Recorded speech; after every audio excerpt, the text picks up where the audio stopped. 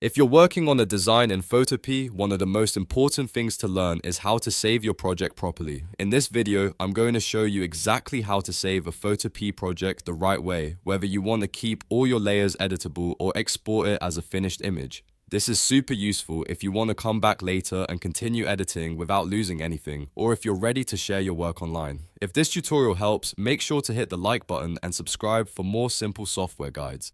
Alright, let's jump in. First, if you're still editing and want to preserve everything in your project, go to the top menu and click File. From there, choose Save as PTSD. You can also use the shortcut Ctrl and S on Windows or Command and S on Mac. Saving as a PSD file is the best option if you want to keep all your layers, text, effects, and adjustments intact. That means you can reopen the file later and continue editing exactly where you left off. After you click Save as PSD, Photopea will ask you where you want to store the file on your computer. Choose a folder that's easy to find, like your desktop, downloads, or a dedicated project folder. Then confirm the save. This creates a master copy of your design, which is really important if you think you might need to make changes later.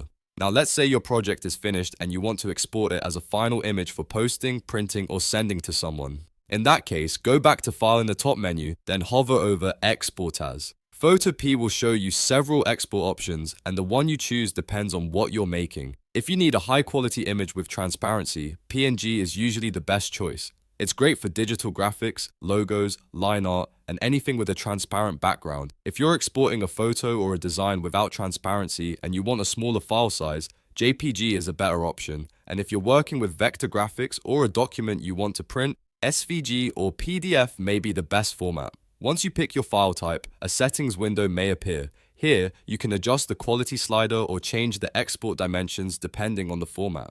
Take a second to make sure the settings match what you need. For example, if you want a sharper image for web use, keep the quality higher. If you need a smaller file, you can lower it a bit.